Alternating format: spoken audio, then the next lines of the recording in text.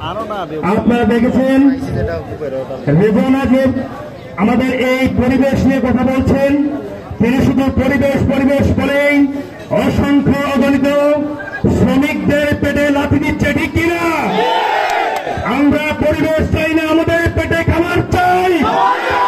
অনতিবিলম্বে বিস্তাকান্দি পাথরকুয়ারি সচল করে দিতে হবে, নতুবা এই বাংলাদেশের অবৈধ সরকার আমার যে অবৈধ রায় দিয়েছিল সেই রায়ের বিরুদ্ধে নদী বৈঠক আন্দোলনে ডাক দেওয়া হবে।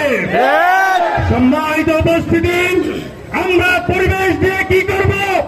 যদি আমার ভাইরা, আমার অসহায় শ্রমিকরা যদি না খেয়ে দুকে দুকে মরে, এই পরিবেশ আমরা চাই না। আগামী দিনে এই রেজওয়ানা সিদ্দিকার আমরা পদত্যাগ চাই, যিনি দেশ এবং জাতির কল্যাণ চায় না এবং আপমাতুরতার অসহায় মানুষের তিনি দুঃখ বুঝি না। এই সমস্ত সমন্বয়ক আর এই সমস্ত উপদেষ্টা দিয়ে আমরা মন্ত্রী পরিষদ চালাতে চাই না। সম্মানিত উপস্থিতি, আমি প্রশাসনের বাইরেকে আবারও সচেতন করতে চাই। আমার অসহায় শ্রমিকদের সেই পাথরগুলোকে আপনারা জব্দ করেছেন, পাথর শ্রমিকদের এবং ব্যবসায়ীদের পাথরগুলো আপনারা জব্দ করেছেন। 24 ঘন্টার ভিতরে তাদের আপনাদের এই জব্দকৃত পাথরগুলোকে আপনারা খুলে নিন, নতুবা আমরা কঠোর আন্দোলনে পদক্ষেপ নেব ইনশাআল্লাহ।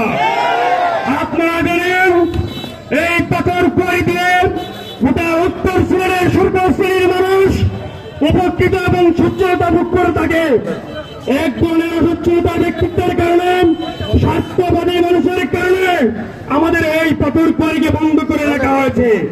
আমি প্রশাসনের ঊর্ধ্বতন কর্মকর্তাদের জানাতে চাই, যারা গাড়িগুলো ব্যাংক থেকে লোন নিয়ে এই গাড়িগুলো ক্রয় করেছেন, গাড়ির কিস্তিগুলো আজকে পরিশোধ করতে অক্ষম রয়েছে। আপনারা এই ব্যাংকের কিস্তিগুলো পরিশোধ করে দিন, নতুবা অত্যন্ত বিলম্বে কুয়ারি খোলার ব্যবস্থা করে দিন।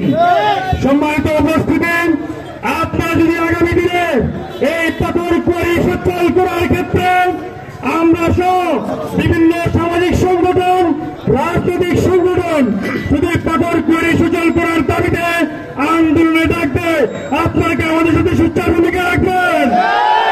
আমরা আজকের এই সভা থেকে এবং সর্বস্তরের মানুষের পক্ষ থেকে আমরা এই রেজওয়ানা সিদ্দিকী